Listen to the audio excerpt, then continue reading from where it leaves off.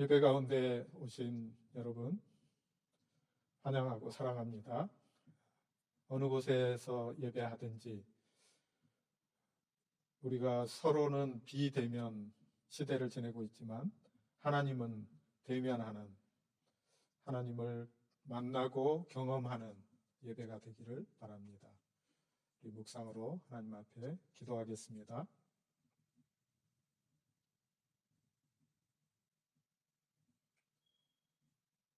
주께서 심지가 견고한 자를 평강의 평강으로 지키시리니 이는 그가 주를 의뢰함이니이다.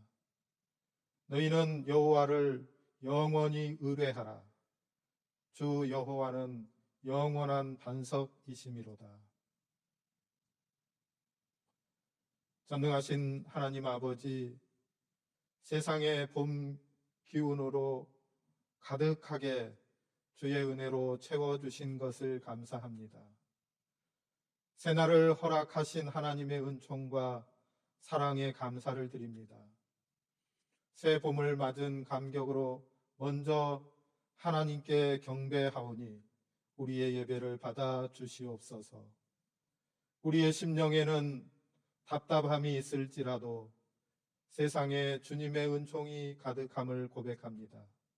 어느 곳에서든 이 예배에 참여한 모든 이들이 그리스도가 이루신 십자가 구속의 감격을 넘치게 받기를 원합니다. 그것이 거대한 물결처럼 우리 심령을 덮어 흐르게 하옵소서. 봄이 깊어가는 은총의 날에 우리를 부르신 주 예수님 이름으로 기원하옵니다. 아멘. 이제 우리 하나님 앞에 찬양을 드리는 시간입니다. 찬양팀의 인도를 따라서 함께 찬양을 드리겠습니다.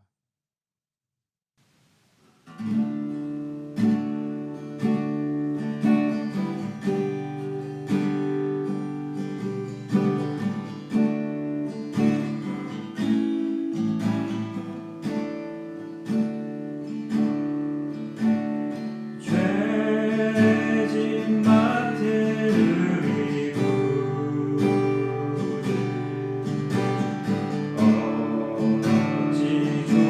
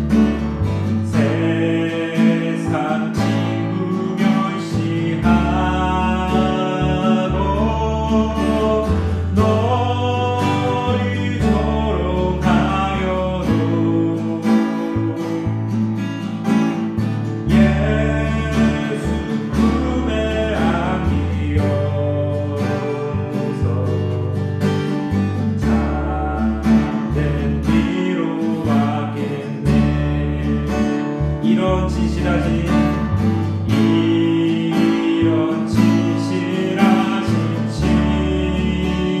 친구 찾아볼 수 있을까?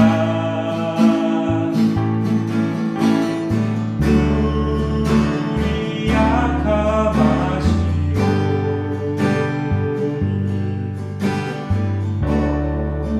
어찌 아니하는가?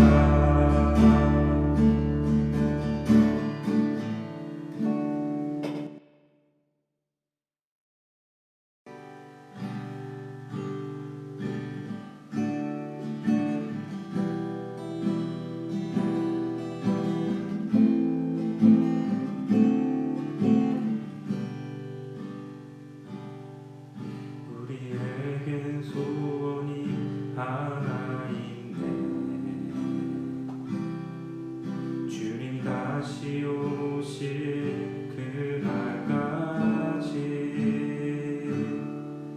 우리 가슴에 새긴 주의 십자가 사랑 나의 교회를 사랑케 하네. 주의 교회를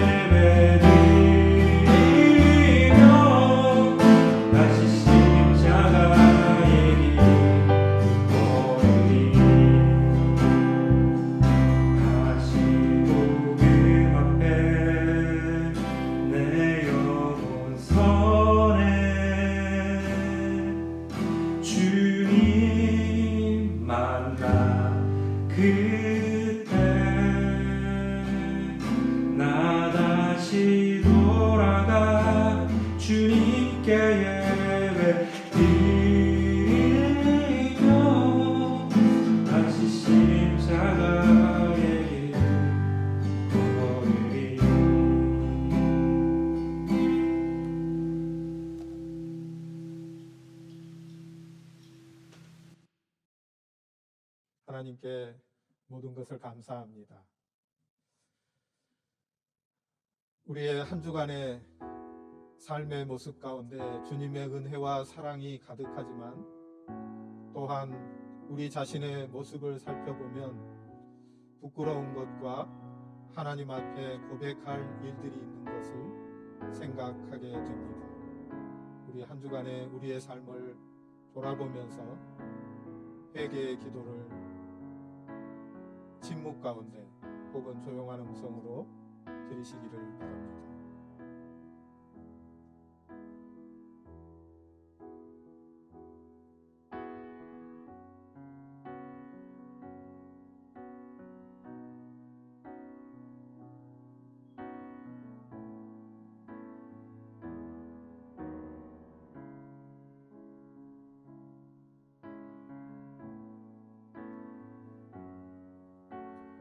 주님, 저희의 근심 소리가 몹시 크고 두려움은 세상을 덮을 만큼 넓습니다.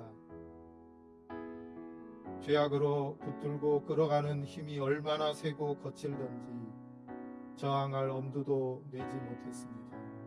꼼짝없이 원수의 손에 이끌려 죄를 범하고 말았던 시간들을 흘려보내야만 했습니다. 주님이 돌아보고 숨겨주시지 않으시면 이미 흑암에 던져지고 말았을 인생임을 깨닫고 있습니다. 근심과 두려움과 죄악을 주님께 고백합니다. 용서하여 주옵소서. 예수님 이름으로 기도합니다. 아멘.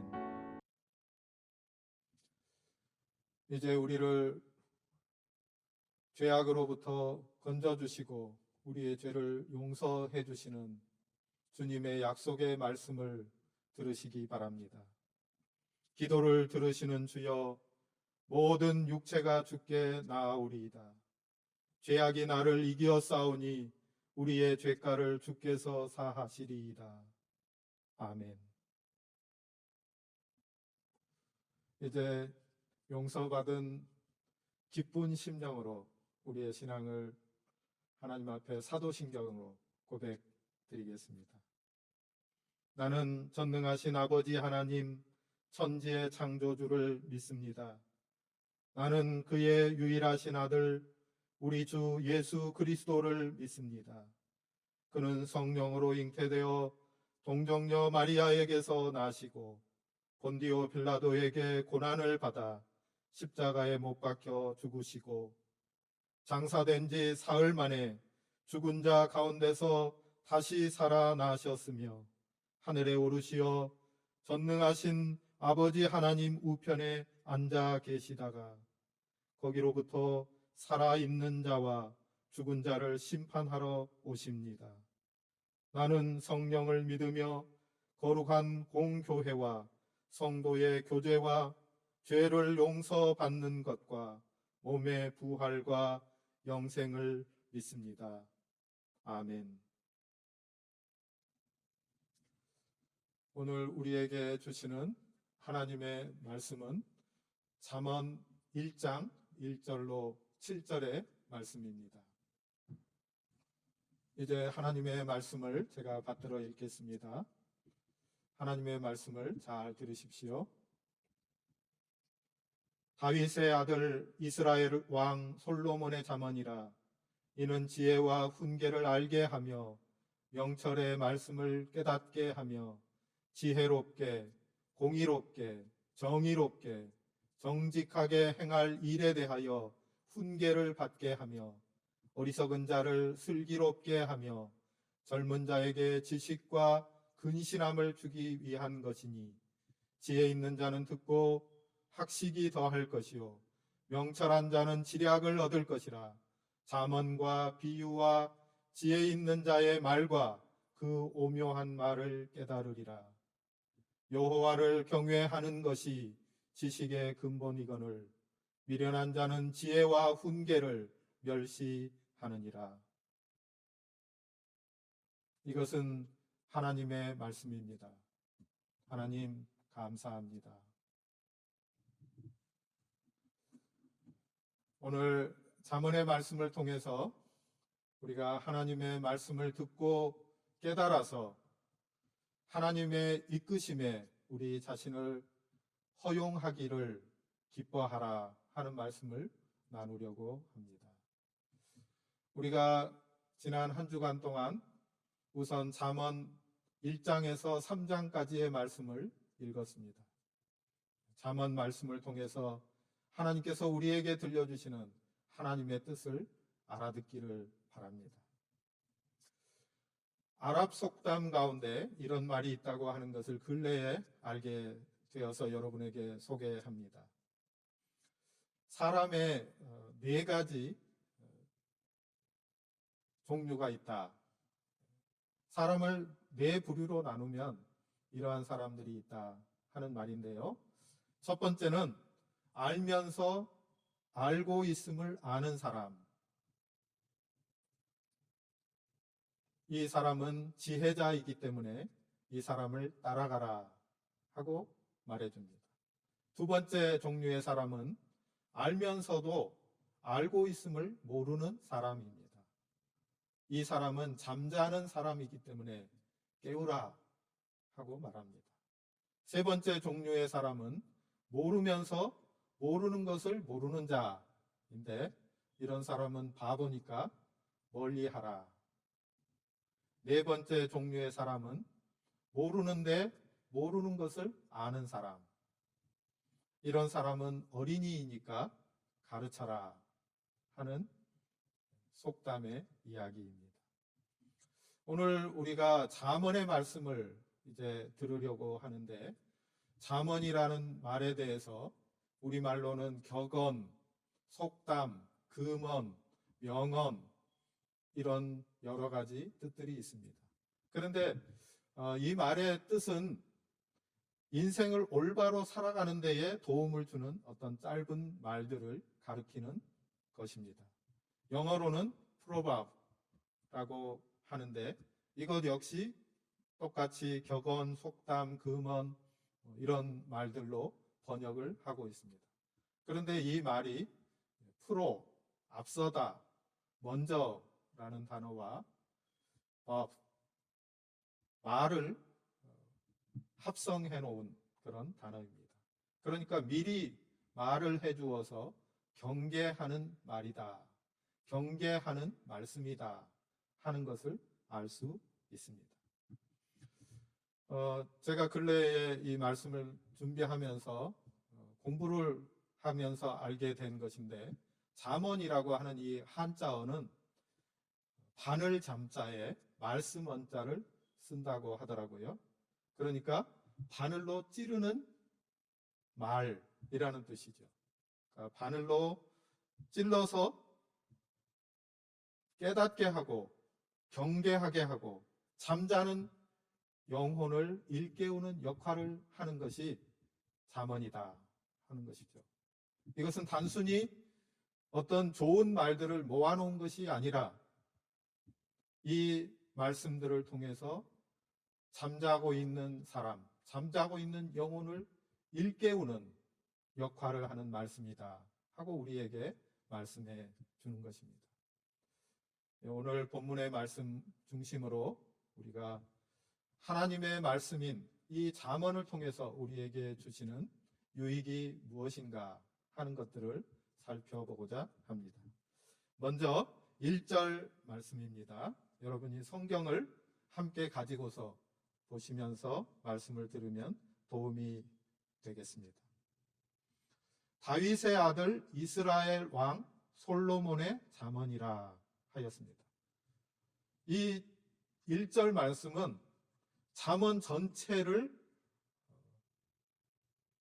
알 수 있도록 우리에게 일러주는 표제어의 말씀인데 솔로몬의 잠언이다 하고 말하고 있습니다.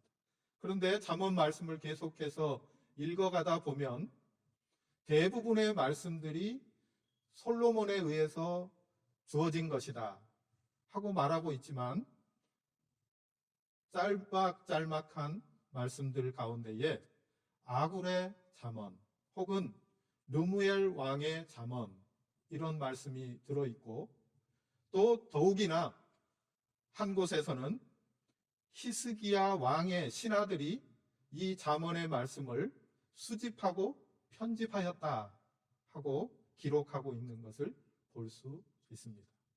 그러니까 잠언의 말씀은 그때 편집될 때까지의 이스라엘 백성들 가운데에 하나님의 사람들이 살아오면서 인생 가운데에서 깨닫고 사람들 사이에서 알게 된 것들을 모아서 사람을 일깨워서 교훈하고자 하는 말씀이다 하는 것을 알 수 있습니다. 그런데 이 말씀이 모두가 다 솔로몬의 잠언으로 돌리고 있다는 것입니다. 여러 사람들이 기록한 것 혹은 여러 사람들이 얘기한 것들을 수집한 것이다 라고 말하면서도 전체적으로는 이 저자를 솔로몬에게 돌리고 있는 것을 볼 수 있습니다. 이것은 무엇을 가르쳐주는 말씀인가 하면 이 말씀들이 여러 사람들 혹은 그동안의 이스라엘 백성들의 지혜들을 모아놓은 말씀이지만 전체가 하나의 통일된 말씀으로 우리에게 주어져 있다 하는 것을 일러주고 싶다는 뜻이 되겠습니다. 그래서 이 말씀을 통해서 전체적으로 하나님께서 우리에게 들려주는 말씀이 있다.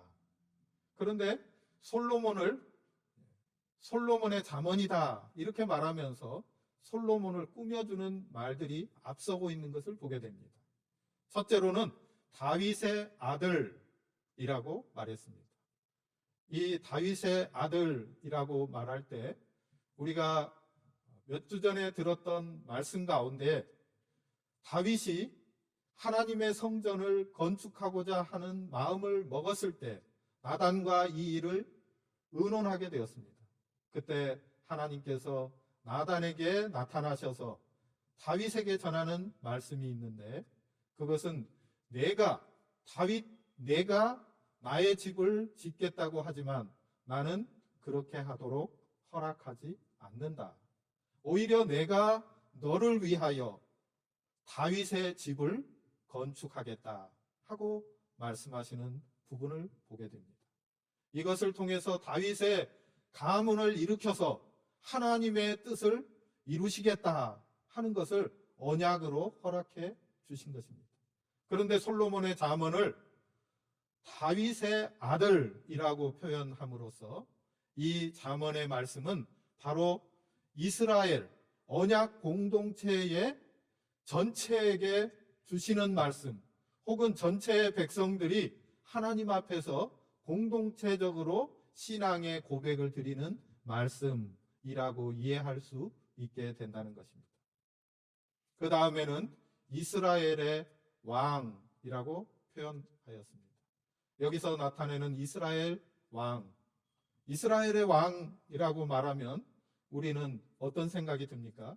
그동안에 쭉 창세기에서부터 하나님의 말씀을 들어오면서 궁극적인 이스라엘의 왕은 하나님 한 분뿐이시다 하는 것을 배워왔습니다. 이스라엘 사람들도 마찬가지로 이스라엘의 왕 하면 첫 번째로 생각나는 것은 하나님입니다.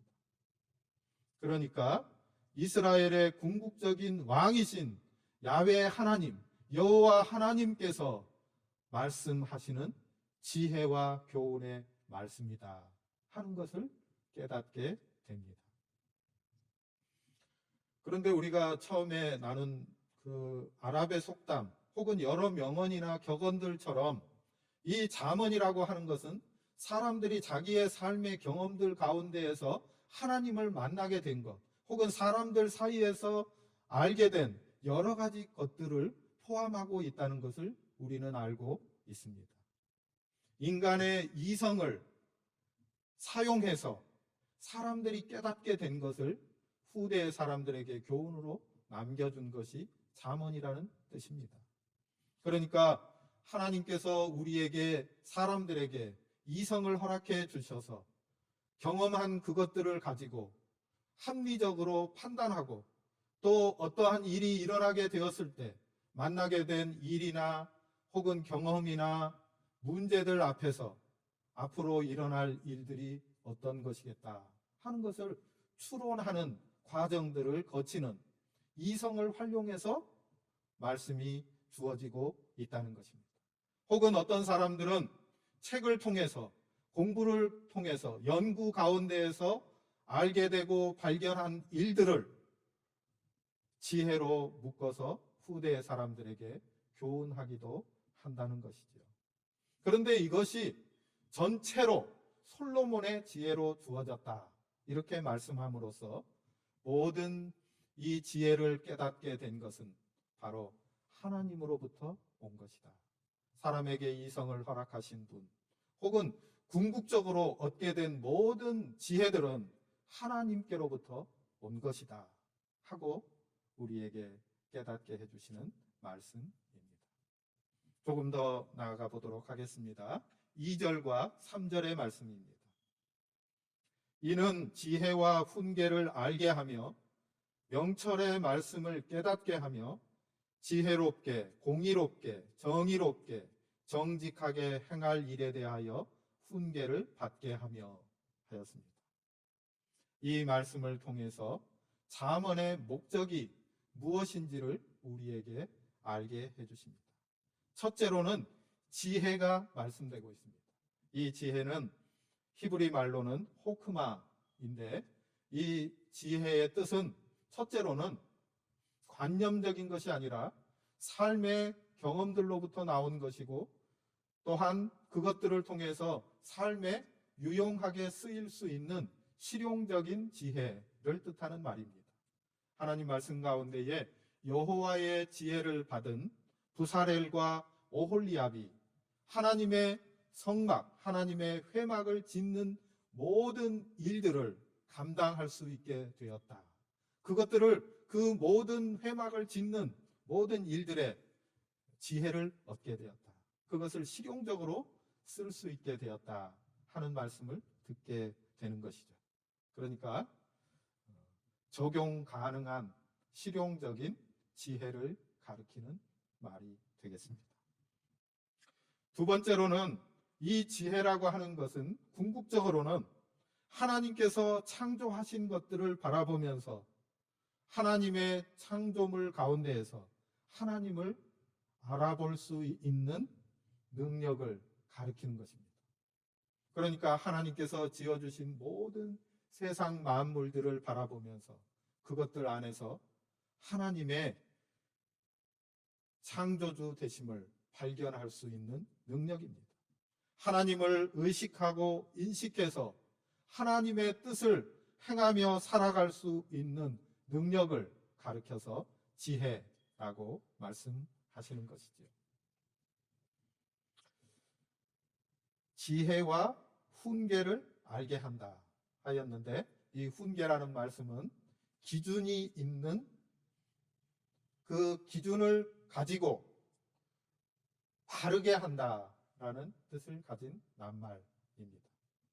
혹은 하나님께서 사람에게 지혜를 허락하여 주셔서 올바른 것을 알아볼 수 있게 하셨는데, 사람이 그 올바른 방향으로 가지 못할 때 그것을 꾸짖어서 바른 대로 돌아가도록 하는, 온전하게 살아가도록 이끌어주는 이런 뜻이 담겨 있습니다.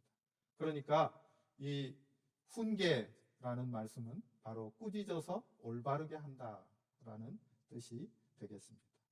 지혜와 훈계를 알게 해주시고 명철의 말씀을 깨닫게 하신다 했는데, 이 명철이라는 뜻은 사물에 대해서 분별력을 가지고 혹은 그 핵심에 무엇이 담겨 있는지를 발견해내는, 핵심이 무엇인지를 간파하는 능력을 말씀하고 있습니다. 그런데 이 명철은 하나님께서 사람의 마음 가운데에 허락해 주신 것입니다. 그런데 사람들이 죄를 범하거나 일상의 삶 가운데에서 하나님을 잃어버리고 살다가 둔감해져서 그것을 알지 못하게 될 때에 그것을 찔러서 일깨움으로써 다시 사물에 대한 분별력을 가지게 하고 핵심이 무엇인지를 간파할 수 있도록 도와준다 하는 말씀이 되겠습니다. 명철의 말씀을 깨닫게 하셔서 사람들에게 어떻게 하시는가? 지혜롭게 하신다. 그래서 하나님이 사람들이 어떻게 살아야 하는지를 알 수 있도록 해주신다라는 뜻이고, 공의롭게 하고 말씀했는데, 이 공의롭다 하는 말씀의 히브리어는 ጼ다카라는 단어인데 바로 공평하게라고 말할 수 있는 단어입니다. 그런데 우리가 생각하는 것처럼 공평하다 하는 것은 모든 것이 다 똑같이 된다, 모든 사람이 다 똑같게 된다라는 뜻보다는 오히려 올바르게 라는 뜻을 갖고 있습니다. 그래서 공의라고 번역을 하는 거죠. 이 말을 우리가 좀 알기 위해서 한 예화를 여러분들에게 좀 들려드리고 싶습니다. 세계 제2차 대전을 배경으로 해서 2002년에 만들어진 영화 콰이강의 기적이라는 영화가 있는데, 이 영화의 주인공은 영국군 장교인 고든이라고 하는 실제 인물입니다. 그는 전쟁 중에 해상에서 일본군의 포로가 되었습니다. 그래서 미얀마와 태국을 잇는 철도 공사에 투입이 되었습니다. 포로들은 섭씨 50도가 넘는 더위 가운데에서 태국의 정글에서 철로를 놓는 공사를 하고 있었습니다. 일본군 간수는 포로들이 게으름을 피운다 싶으면 때려 죽이거나 총검으로 찔러 죽이거나 혹은 다른 포로들이 보는 앞에서 목을 잘라 버리는 일도 있었다고 합니다. 그런데 이렇게 죽는 군인들보다 과로와 영양실조 그리고 각종 질병으로 죽는 사람들이 더 많았다고 하니까 얼마나 처참한 가운데 있었는지를 짐작할 수 있겠습니다. 주인공인 어니스트 고든은 각기병, 기생충, 말라리아, 이질과 장티푸스가 한꺼번에 겹쳐서 몸이 극도로 쇠약해졌습니다. 그가 마지막 더 이상 살 가망이 없어졌을 때 마지막 생을 보내도록 그 포로들을 보내는 죽음의 집으로 보내지게 되었습니다. 그는 마지막으로 팔꿈치로 몸을 지탱해 가면서 부모님께 최후의 편지를 쓰고 이제는 죽음을 기다리고 있었습니다. 포로들은 살기 위해서 수프 조금을 가지고 다투었습니다. 야채 몇 조각이나 몇 알의 쌀들을 놓고 싸움을 벌이기도 했습니다. 숙소 가운데에서는 절도가 흔하게 일어나고 사람들은 모두가 다 야수처럼 변해갔습니다. 사람들 사이에 증오가 이글거리고 있었습니다. 그런데 어떤 날 저녁에 특별한 일이 일어났습니다. 일본군 간수가 하루 일과를 끝내고서 작업 도구를 꼼꼼히 세웠습니다. 그런데 그날 간수는 삽 하나가 없어진 것을 발견하게 되었습니다. 그래서 고함을 치면서 삽 하나를 찾아내라고 소리를 질렀습니다. 만약 없어진 삽이 나오지 않는다면 모두 죽게 될 것이라고 위협했습니다. 바로 그 순간에 한 포로가 앞으로 걸어 나와서 차렷 자세를 취하고는 말했습니다. 내가 했습니다. 화가 난 간수는 그 포로에게 달려들어서 발로 차고 때리고 분노를 이기지 못해서 총을 들어서 개머리판으로 그 포로의 머리를 내리 찍었습니다. 포로는 힘없이 바닥에 쓰러졌는데 간수는 더 이상 움직이지 않는 시신을 계속해서 걷어찼습니다. 마침내 구타가 그치게 되었을 때 다른 포로들은 동료의 시신을 들고 숙소로 되돌아왔습니다. 그런데 그날 밤 작업 도구의 재고를 다시 조사했을 때 간수는 실수가 있었음을 깨달아 알게 되었습니다. 삽은 하나도 없어지지 않았습니다. 포로 중 한 명은 사람이 친구를 위하여 자기 목숨을 버리면 이에서 더 큰 사랑이 없나니 하는 요한복음 15장 13절 말씀을 기억해 냈습니다. 죽은 동료가 자기들을 위해서 대신 죽었다는 것을 알고서 포로들의 태도가 달라지기 시작했습니다. 그들은 더 이상 죽어가는 이들을 함부로 대하지 않게 되었습니다. 죽어가는 모든 포로들에게 합당한 장례식을 치러주기도 하고 매장을 하고 각 사람의 무덤에 십자가를 꽂아 주었습니다. 누가 시킨 것도 아닌데 포로들은 서로를 돌보기 시작했습니다. 절도가 줄어들었습니다. 고든도 매일 찾아오는 2명의 동료들의 보살핌을 받으면서 그 변화를 직접 체험했습니다. 한 명은 그의 다리에 난 종기를 열심히 치료해 주었고, 위축되어서 쓸모없어진 다리를 주물러 주었습니다. 다른 동료는 음식을 가져다 주었고 그의 배설물을 치워 주었습니다. 새로운 움직임이 수용소 전체에 퍼져 나갔습니다. 이후에 목사가 된 고든은 자신의 체험을 남긴 콰이 골짜기를 지나라는 글에서 다음과 같이 썼습니다. 죽음은 여전히 우리 곁에 있었다. 그것은 분명했다. 그러나 우리는 그 파괴적인 지배력에서 벗어나고 있었다. 우리는 생명을 이루는 힘과 죽음을 이루는 힘, 이 사이의 극명한 대조를 직접 보고 있었다. 이기심, 증오, 시기, 질투, 탐욕, 방종, 게으름과 교만은 모두 생명을 거슬렀다.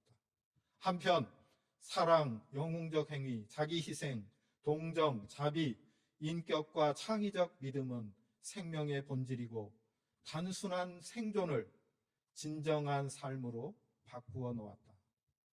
이것들은 하나님이 인간들에게 주신 선물이었다. 물론 증오도 있었다. 그러나 사랑도 함께 있었다. 죽음이 있었지만 생명도 있었다. 하나님은 우리를 떠나지 않으셨다. 그분은 우리와 함께 계셨고 우리가 서로 교제하면서 신성한 삶을 살도록 우리를 부르셨다. 진정한 공의는 뒤처진 사람들을 기다려 주는 것입니다. 그들을 향해서 자비의 마음을 가지고 안타까움을 가지고서 그도 다른 이들과 함께 발걸음을 맞추어 나갈 수 있도록 돕는 삶으로 나타나는 것입니다. 그 다음에 정의롭게라고 말했는데 이 단어는 미슈파트 하는 히브리어 단어입니다. 재판관이 법에 따라 올바르게 판단하는 것입니다. 그러니까 좌우로 치우치지 않는 삶을 가리키는 말입니다. 정직하게 하는 말은 고든 길을 가게 하는 것, 이런 뜻입니다. 잠언의 말씀을 통해서 지혜와 훈계를 알게 되고 명철을 깨닫게 되어서 지혜롭게, 공의롭게, 정의롭게, 정직하게 행할 일에 대하여 훈계를 받게 하신다 하고 말씀해 주셨습니다.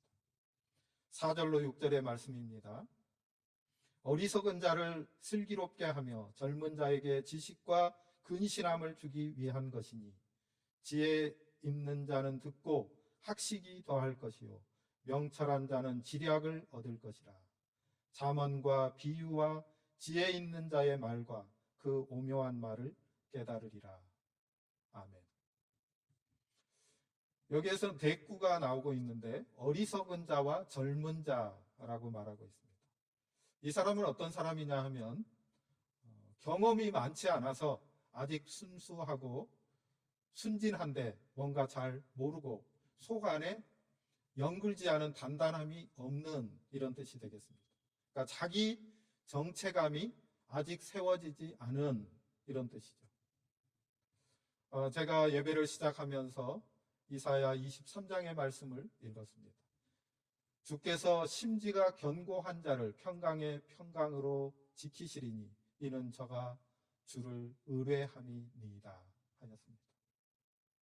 하나님 앞에 바르게 서서 하나님을 의뢰하는 사람, 심지가 굳게 세워져서 단단한 자기의 마음이 정립된 사람을 가리키는 것입니다.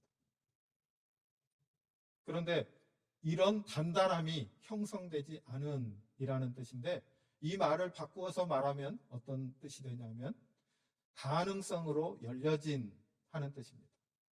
그러니까 배우게 되면 그 교훈을 받아들이게 되면 얼마든지 가능성이 있는 이런 뜻입니다. 어리석은 자, 젊은 사람, 어떤 사람입니까? 배울 기회가 없었는데 배우게 되면 단단해지고 그 속이 연글게 되어서 심지가 세워진 마음의 든든함이 세워진 사람이 된다 하는 말씀입니다.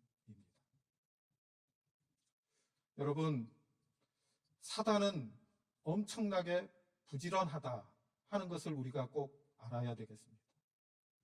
이 세상에서 순진하고 아직 경험이 없어서 무엇인가를 잘 모르는 사람을 대우해주고 그 사람이 잘 살 수 있도록 도와주는 일들로 모든 것이 가득 차 있으면 좋겠는데 사단은 그렇지 않습니다. 악한 자들은 순진한 자, 모자란 사람, 아직 경험이 다 쌓이지 않은 사람들을 먹잇감으로 노리고 있습니다. 언제든지 유혹하고 넘어뜨리려고 하는 일들이 가득합니다. 그래서 우리는 지혜의 말씀으로 온전하게 자기의 심중을 바르게 세워야 합니다. 심지가 견고한 자가 되어서 하나님을 의뢰하는 사람이 되어야 합니다. 이 잠언의 말씀을 통해서 지식과 근신함을 준다고 말씀했습니다. 나의 삶을 살피고 분별할 수 있는 능력이 생겨나도록 우리를 도우신다는 뜻입니다. 지혜 있는 자에게는 학식이 더한다 했는데 학식이라는 말은 여기서 말씀하는 바는 스승이 가르쳐주는 것을 잘 받아들일 수 있는 능력을 말하는 것입니다. 명철한 자라고 말씀했는데 이 명철한 자에게는 지략을 더해 주신다 이렇게 말씀했습니다. 여기서 말하는 지략이라는 히브리어 단어의 어근은 줄을 끌다 하는 뜻이 있습니다. 줄을 끌다 하는 말에서 나온 것인데 성공적인 방향으로 자기의 방향을 올바르게 정하고 그것이 이끄는 대로 나아가는 사람이라는 뜻입니다. 그러니까 하나님의 말씀으로 일깨움을 받아서 지혜를 얻게 된 사람은 자기의 삶이 어떠한지를 깨달아서 그 삶을 향해서 방향을 틀고 그 방향이 이끄는 대로 이끌려가는 사람이라는 뜻이 되겠습니다. 여기에서 잠언은 말씀한 것처럼 찔러서 일깨워주는 말씀이라는 뜻이고 비유는 헬라 말로는 파라볼레라는 단어인데 곁에 놓다라는 뜻입니다. 어떤 건 옆에 두어서 그것의 실제적인 모습이 어떤 건지를 드러내 보여주는 것이라는 뜻입니다. 오묘한 말 하는 것은 수수께끼 같은 것들인데 시바의 여왕이 솔로몬을 찾아와서 솔로몬의 지혜를 시험했다고 합니다. 그러니까 여러 가지 어려운 문제를 내어서 수수께끼 같은 것을 내었고 그것들을 지혜로 알아맞춘 그런 얘기들. 그러니까 이 모든 말씀들은 무엇입니까? 잠언을 통해서 하나님께서 우리들에게 풍요로운 인간에게 필요한 모든 것들을 다 허락해 주심으로써 그것을 자산 삼아서 하나님의 사람으로 온전하게 살게 해주신다라는 말씀입니다. 이제 마지막 한 절의 말씀을 보도록 하겠습니다. 7절의 말씀입니다. 여호와를 경외하는 것이 지식의 근본이거늘 미련한 자는 지혜와 훈계를 멸시하느니라. 미련한 자들은 지혜와 훈계를 멸시하지만 여호와를 경외하는 것이 모든 삶의 근거가 된다 하고 말씀해 주십니다. 하나님을 경외한다 하는 말은 두려워하여 사랑한다는 말입니다. 사랑함으로 두려워한다는 말입니다. 그러므로 하나님을 경외한다는 말은 어미하신 놀랍고 크신 일을 행하신 우리 하나님 앞에서 하나님의 뜻을 듣고 깨닫기를 원하고 주님을 따르는 삶을 말하고 있습니다. 하나님의 지혜에 이끌림을 받고 하나님의 섭리에 나를 맞추는 것입니다. 때때로 우리가 기도할 때에 단지 우리의 원하는 바만을 하나님 앞에 말씀드리고 하나님의 말씀 듣는 시간을 가볍게 여기는 일들이 있는 것을 봅니다. 그러나 우리가 하나님 앞에 기도한다는 것의 진정한 의미는 우리의 소원이 있는데 그 소원을 말씀드리면서 또한 하나님의 뜻을 알고 그 뜻에 나를 맞추는 것을 의미할 것입니다. 하나님을 경외함으로 하나님의 지혜가 나를 이끌고 나를 하나님께서 당기시는 대로, 나를 이끄시는 대로 내가 하나님 앞에 나 자신을 개방시키고 주님의 이끄심을 허용한다는 말일 것입니다. 하나님을 경외한다는 것은 단지 하나님을 무서워한다는 말이 아니라 순종하고 주님을 닮고자 하는 것을 뜻합니다. 우리 하나님은 창조주이시고 또한 이스라엘을 애굽에서 구원해 내시며 우리를 모든 죄악 가운데에서 건져내신 구원주이십니다. 그러므로 우리는 그분의 부르심에 순종하여 주님의 일에 동참하는 자들이 되기를 소원합니다.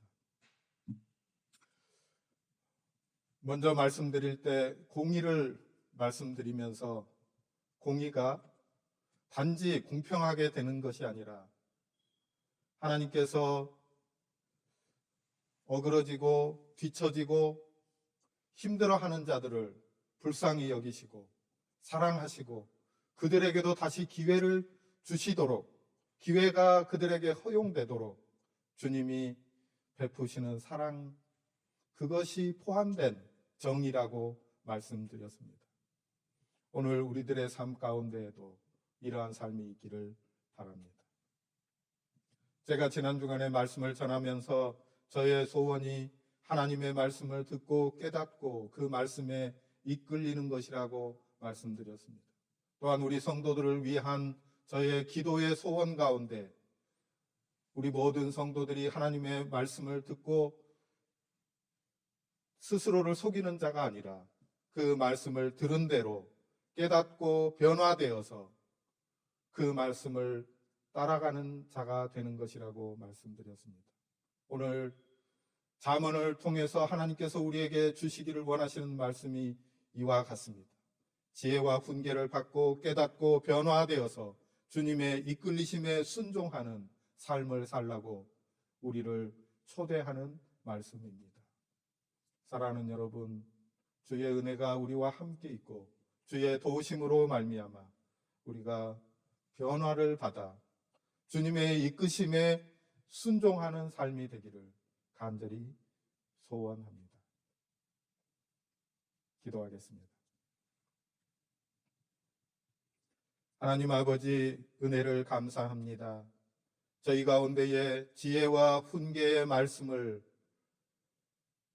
살아계신 하나님의 말씀인 성경을 통하여 허락하여 주심으로 저희의 무뎌진 마음을 일깨워 주시고 새롭게 주님을 섬기도록 다시 부르시는 이 말씀을 허락하여 주시니 감사합니다.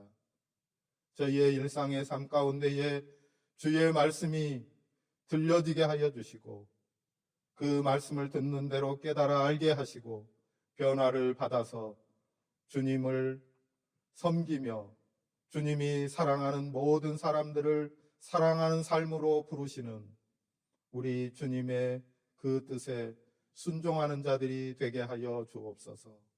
성령님, 우리의 연약함을 도우시옵소서. 우리 주님 예수님 귀하신 이름으로 간절히 기도하옵니다. 아멘.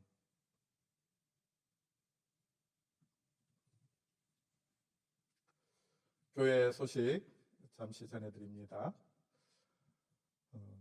이 코로나19 팬데믹 기간이 점점 길어지면서 우리의 삶 가운데에 혹시라도 게으름이 들어올까 하는 마음이 있습니다. 우리 주님께서 우리에게 주신 이 시간들이 우리에게는 기회의 시간입니다. 그러므로 이 시간에 활용할 수 있는 대로 주님의 말씀을 더 가까이 하고 주님과 동행하는 삶이 우리의 삶 가운데 이루어지기를 바랍니다.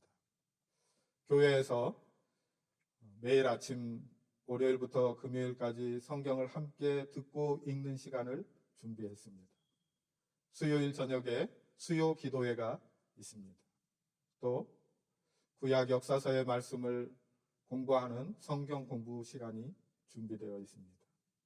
가능하신 대로 함께 참여하셔서 우리의 신앙을 다시 점검하고 주님께서 기뻐하시는 삶으로 우리의 삶이 계속되어지기를 바랍니다. 예배 마친 후에 줌에서 오늘도 잠깐 만나서 함께 안부도 전하고 기도의 제목도 나누고 이렇게 되기를 바랍니다. 어제 그제 조은이가 100일이어서 함께 축하하고 기뻐해야 할 귀한 날이었는데 우리가 함께 모이지 못하는 관계로 축하해 주지 못했습니다. 줌에서 만날 때 또 축하하는 시간을 함께 가질 수 있으면 좋겠습니다. 9월 30일부터 시작해서 며칠간이 추석 연휴 기간입니다. 우리 고국에서 10월 1일이 추석날인데 우리가 멀리 떨어져서 이곳 호주에 와 있지만 함께 축하하고 풍성한 한가위가 되도록 함께하는 나눔의 시간들을 갖기를 원해서 교회에서 관심 있는 몇 분이 모여서 의논을 했고 또 이것을 진행하고 있습니다. 세 가지 부분으로 함께하고 나누는 한가위가 되기를 위해서 진행 중인데, 첫째는 우리 소망교회에 속한 모든 성도들이 함께하는 한가위입니다. 두 번째는 멜번 지역에 있는 임시 비자 소지자들과 함께 이 한가위의 풍성함을 나누는 것입니다. 세 번째는 원격지에 멀리 떨어져 있는 빅토리아주의 시골 지역, 특별히 이번에는 원암불 지역에 있는 우리 교민들과 함께 한가위의 기쁨을 나누는 그런 일들을 준비하고 기도하는 중에 있습니다. 우리 모든 소망교회의 지체들이 이 일을 위해서 기도하고 또 협력하면 좋겠습니다. 우리 모두에게 주의 은혜가 풍성하기를 바랍니다. 이제 찬송가 620장 3절로 함께 찬양을 드리겠습니다.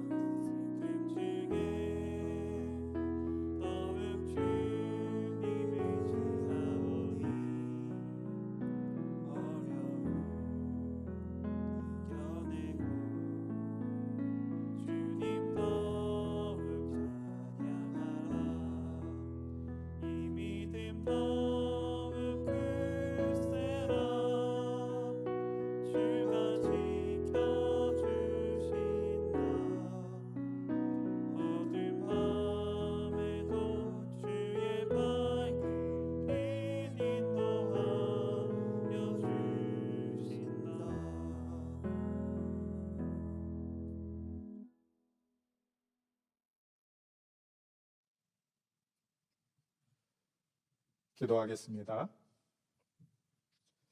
하나님 아버지, 은혜를 감사합니다. 주님께서 저희에게 베풀어 주신 많은 일들로 저희에게 기쁨과 감사와 기도하는 삶이 이어질 수 있는 것을 감사합니다. 저희의 삶 가운데 다가오는 여러 문제들과 어려움으로 인하여 답답함과 두려움과 외로움을 느끼는 시간들 가운데에서도 주님은 우리와 함께 하시고 우리를 여전히 도우시며 주의 말씀과 성령의 은사들로 우리를 이끌어 주심을 감사합니다. 주 앞에 감사하여 나와 예배하면서 저희의 시간과 재능과 물질을 드려 또한 저희 자신으로 우리 하나님 앞에 예배합니다. 주님께서 기뻐 받으시는 예배가 된 줄 믿고 감사합니다. 우리의 모든 삶 가운데 주의 은혜로 더욱 풍성하게 채워주시고 모든 가정들 가운데 주의 사랑과 평강으로 함께하여 주시옵소서.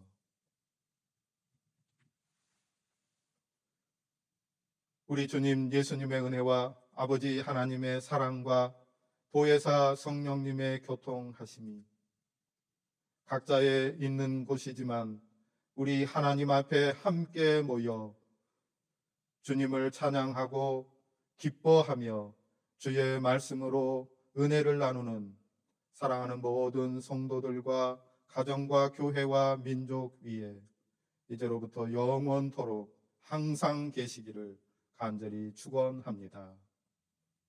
아멘.